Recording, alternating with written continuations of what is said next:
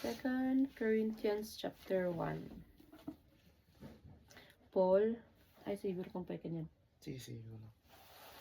Paul, an apostle of Christ Jesus by the will of God, and Timothy our brother, to the church of God that is at Corinth, with all the saints who are in the whole of Achaia. Grace to you and peace from God our Father and the Lord Jesus Christ. Blessed be the God and Father of our Lord Jesus Christ, the Father of mercies and God of all comfort, who comforts us in all our affliction, so that we may be able to comfort those who are in any affliction with the comfort with which we ourselves are comforted by God. Parang ito ata yung verse ni Manong Ginay. Hindi tayo natakot. Go.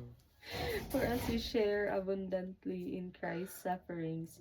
So through chapter Christ. 2. Ay, Chapter chapter 2. Stop. Ay, okay. Sorry. Chapter 2. 2 Corinthians chapter 2. For I made up my mind not to make another painful visit to you. For if I cause you pain, who is there to make me glad but the one whom I have pained? And I wrote as I did, so that when I came I might not suffer pain from those who should have made me rejoice. For I felt sure of all of you that my joy would be the joy of you all.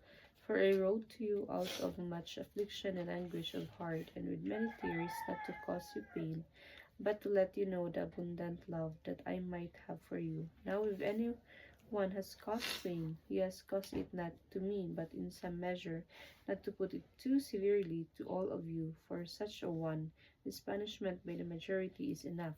So you should rather turn to forgive and comfort him, or he may be overwhelmed by excessive sorrow. So I beg you to reaffirm your love for him. For this is why I wrote, that I might test you and know whether you are obedient in everything.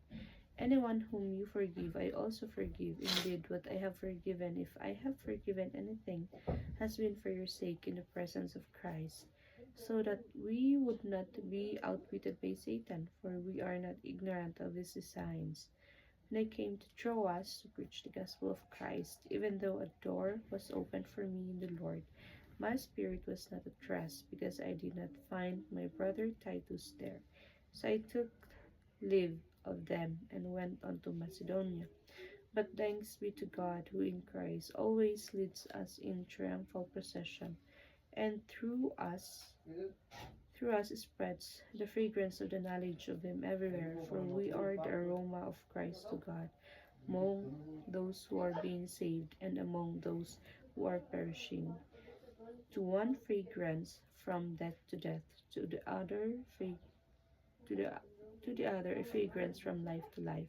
Who is sufficient for these things? For we are not like so many peddlers of God's word, but as men of sincerity, as commissioned by God in the sight of God, we speak in Christ.